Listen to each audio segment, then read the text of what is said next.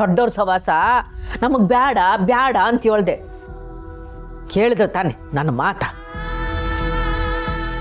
ಅವನು ನಿನ್ನ ಎಳ್ಕೊಂಡೋಗಿ ಹಿಂಗೆಲ್ಲ ತೊಂದರೆ ಕೊಡ್ತಾವನೆ ಅಂದರೆ ಅದ್ರ ಮ್ಯಾಗ ತಿಳ್ಕೋಬೇಕು. ಅವನ ಗುತ್ತಿಗೆನಾಗ ನೀನು ಕೈ ಹಾಕಿದ್ದಕ್ಕೆ ಇದೆಲ್ಲ ಆಗಿದ್ದು.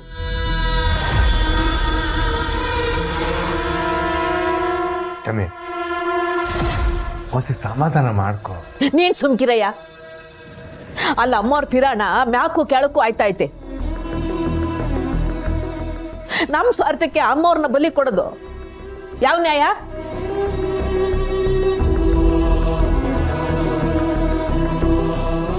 ಆದ್ರೆ ಈ ಮಗ ಒಂದು ಯೋನೋ ಹೇಳ್ತಾ ಐತೆ. ಮೊದಲೇ ಆ ಜಗನ್ಗೆ ನಮ್ಮ್ಯಾಗೆ ಕೋಪ ಇದೆ. ಅವನು ಏನಾರ ಹೆಚ್ಚು ಕಮ್ಮಿ ಮಾಡಿಬಿಟ್ರೆ ಅಮ್ಮವ್ರ ಜೀವಕ್ಕೆ ಅಪಾಯ ಆಯ್ತದೆ. ಆಗ ಏನ್ ಮಾಡೋದು?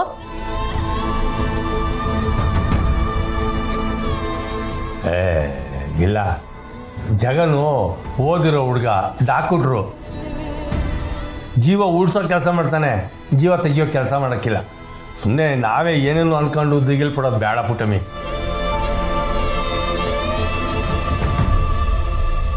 ಕಂಡೋರ್ ಸಾಪ ತಕೊಂಡು ಜೀವನ ಪೂರ ಶಿಕ್ಷೆ ಅನುಭವಿಸಬಾರ್ದು. ಏನೋ ಕಾಣೆ ಅಮ್ಮವ್ರಿಗೇನಾರ ಆಗೋಯ್ತದ ಅಂತ ನಂಗೆ ಶಾನ ದಿಗ್ಲಾಯ್ತದೆ ಕಣಯ್ಯ.